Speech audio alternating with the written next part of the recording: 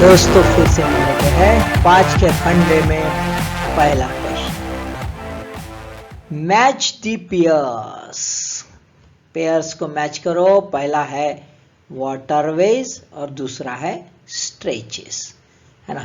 National water है 1 2 3 4 दिया है यहाँ पे। काकीनाडा, पुडुचेरी, कोलाम, कोझिकोडे, साधिया, धुबरी, प्रयागराज, हल्दिया, है ना। इस टाइप का दिया है। देख लेते आंसर क्या है ना। आपको तो मालूम है, फिर भी देख लेते। ए, ओके। नेशनल वाटरवेज 1 क्या है? प्रयागराज, हल्दिया। दूसरा 2 साधिया, धुबरी, है ना। 3 कोलाम, कोझिकोडे एंड 4 काकीनाडा, पुडुचेरी। तो थोड़ा सा नेशनल वाटरवेज, नेशनल हाईवेज थोड़ा ध्यान में रखना। कभी कभी क्वेश्चन आ लेते। क्यों आया है ये क्वेश्चन, देख लेते हैं। दोस्तों देखो, longest ever vessel to sail on a Brahmaputra completes pilot run. M V Ram Prasad Bismil, ये भी क्वेश्चन बन सकता है।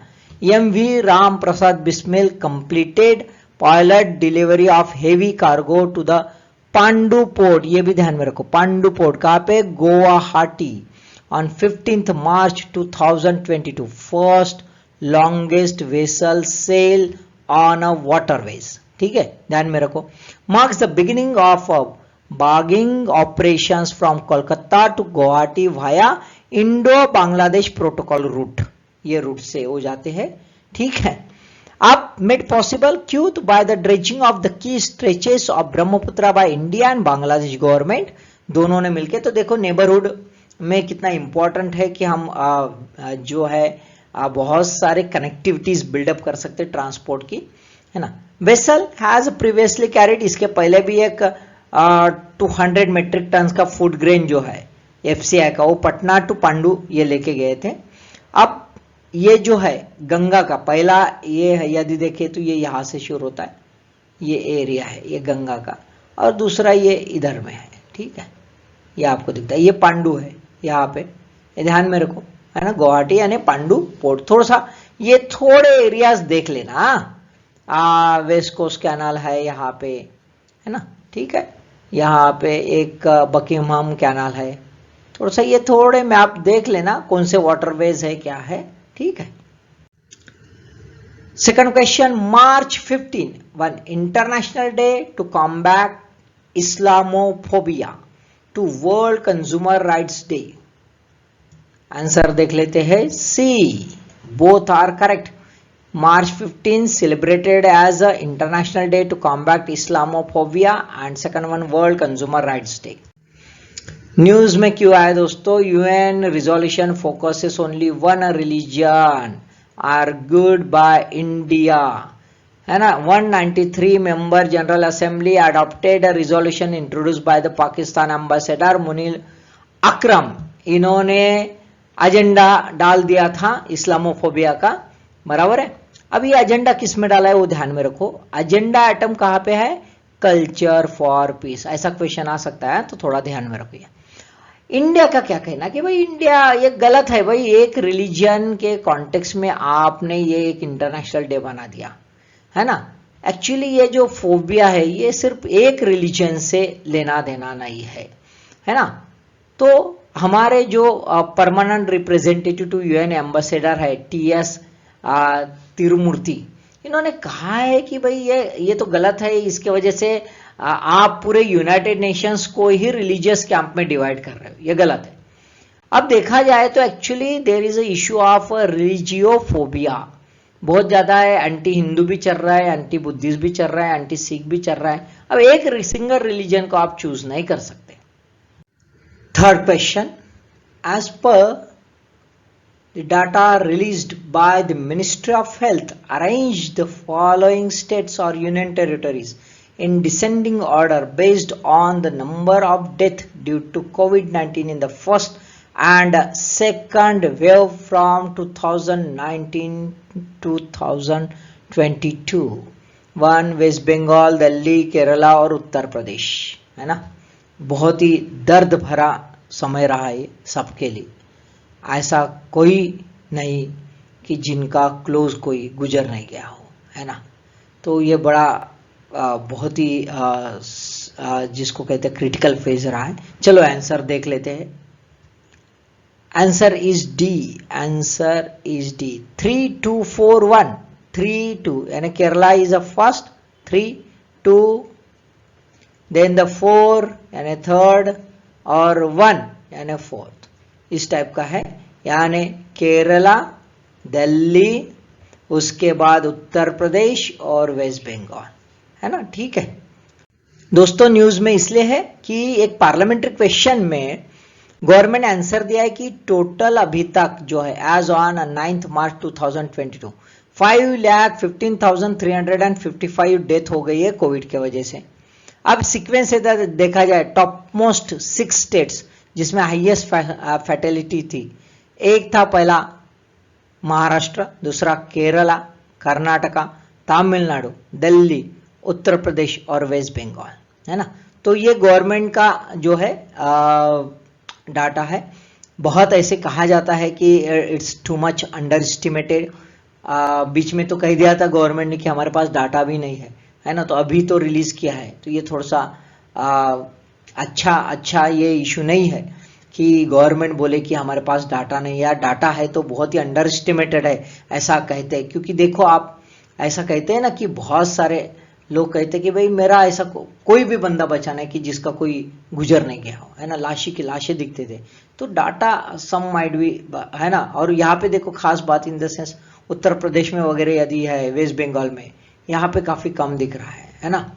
तो ये थोड़ा सा है इश्यूज। चलो fourth question, consider the following facts with regard to the menstrual leave. 1. Bihar is the only state granting menstrual leave since 1992.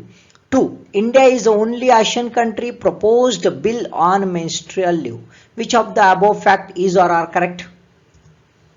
So answer is A, only one is correct. यानी बिहार, देखो हम सोच नहीं सकते, Bihar is the only state, सिर्फ अकेला state है जो 1992 से मेंस्ट्रुअल लीव दे रहा है, कॉलेज गोइंग गर्ल्स रहती है या फिर वर्किंग वुमन रहती है ना। लेकिन आशिया में पहला नहीं है। ऑब्वियसली इंडिया ने एक बिल बनाया 2018 में बनाया, लेकिन अभी तक उसका असेंट हुआ नहीं है। तो न्यूज में देख लेते हैं। न्यूज में इसलिए दोस्तों कि अभी रिसेंटली क्या हो गया, MLA of this Arunachal Pradesh legislative assembly, इन्होंने कहा कि भाई ये जो है मेंस्ट्रुअल साइकिल का लीव जो है, मेंस्ट्रुअल लीव, ये बड़ा गंदी बात है, डर्टी सब्जेक्ट है, और असेंबली जैसे हॉली प्लेस में ये डिस्कस करना गलत। कितना घिनौना, मतलब आप सोच सकते हो, सोच भी नहीं सकते, है ना। तो अब मतलब सब एमएलए पूछो मत, है ना, अच्छा हुआ भगवान है। तो प्रपोज्ड प्राइवेट मेंबर का बिल जो है उसको यहाँ पे नहीं रखा गया है। That is a very serious issue. अभी देखो कि एक 1912 में प्रिंसली स्टेट ऑफ कोचीन जो है, वहां के गवर्नमेंट गर्ल्स स्कूल जो थी त्रिपुनिथुरा में, यहां पे 1912 में ही पीरियड लीव अलाउ कर दिया था। पहला ऐसा स्कूल है हमारे इंडिया का। बाद में 2 जनवरी 1992 में बिहार स्टेट में, तब लालू प्रसाद यादव जी थे, उन्होंने जो है एक लीव डिक्लेयर कर दिया है एवरी मंथ, हर मंथ में, बराबर है 2 डेज का, 2 दिन का।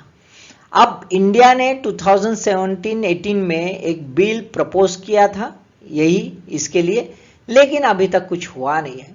और ये खास बात है कि ये किसने मूव किया था, it was move by the Ninong Ering, है ना, member of Lok Sabha from the Arunachal Pradesh. और अभी अरुणाचल प्रदेश के असेंबली में इस ढंग से बोला जाता है, सोचने वाली बात है। बहुत सारी कंपनीज है, बाइजूस है, जोमेटो है, कल्चर मैगजीन है, इन्होंने अभी कारपोरेट सर्कल में ये फैसिलिटी दे दी है। तभी ये बात निकली थी और कहा गया था कि भाई इंडिया में तो 30 साल पहले 1992 में ये जो है रिवोल्यूशनरी डिसीजन ले लिया था। Last question, consider the following facts with regard to the goods and services tax Compensation to State Act 2017. 1. Compensation will be provided for the first 5 years of GST from July 2017. Second, for the purpose of calculating compensation amount payable in any financial year during the transition period, the financial year ending 31st March 2016 shall be taken as a base year. यानी base year क्या रहेगा भाई, 31st मार्च 2016 रहेगा compensation देने के लिए. और कितने साल के लिए, पहला इसमें बोला है 5 साल के लिए. कब से, जुलाई 2017 से. Third, in case any excess amount has been release, यानी ज्यादा का दे दिया है एज अ कंपेंसेशन, तो वसूल किया जाएगा क्या, नहीं. क्या बोलता है ये statement, in any financial year during the transition period excess amount so release shall be adjusted against the compensation amount payable to such state in a subsequent financial year. नहीं वसूल नहीं किया जाएगा, उसका एडजस्टमेंट किया जाएगा. Fourth one, GST Council will be final authority to decide the time and amount to be released as a compensation to the state. यानी state का कंपेंसेशन देने के लिए कौन रहेंगी, कहते हैं कि GST Council जो है ये डिसीजन रहेगी, फाइनल अथॉरिटी रहेगी, है ना, कब देना है और कितना अमाउंट देना है. ओके, तो कौन से स्टेटमेंट्स, कौन से फैक्ट्स करेक्ट है देख लेते हैं. Answer is B, 1, 2, 3 only. 1, 2 and 3 only, यानी फोर्थ नहीं है. GST council is not having a final say. ये तो एक्ट में ही कहा गया है कि कब देना है, क्या देना है, क्या नहीं करके. ठीक है, तो दीज आर 3 स्टेटमेंट. थोड़ा सा लेंदी स्टेटमेंट है, याद रखो, कभी कभी ऐसे गूगली फैक्चुअल क्वेश्चंस आ जाते हैं. न्यूज में इसलिए आया दोस्तों कि yet to release ₹53,600 crore to the states on GST. देखो इतना बुरे हाल है कि अभी तक इतना जो है जीएसटी का उनका जो एलोकेशन है स्टेट का वो मिला नहीं है. इस फिस्कल ईयर में 96,576 करोड़ रिलीज कर दिया गया था कंपेंसेशन के ग्राउंड पर, और एडिशनल 1.59 लाख करोड़ ये बैक टू बैक लोन दे दिया गया था फॉर गुड रेवेन्यू शॉर्टफॉल, है ना. लेकिन ये जो है अभी तक दिया गया नहीं, तो ऑब्वियसली स्टेट का जो फंडिंग है वो कमजोर हो जाता है और स्टेट गवर्नेंस वीक कंडीशन में आ रहा है. तो दोस्तों पांचों क्वेश्चन अच्छे से समझो और बढ़िया पढ़ो. All the best.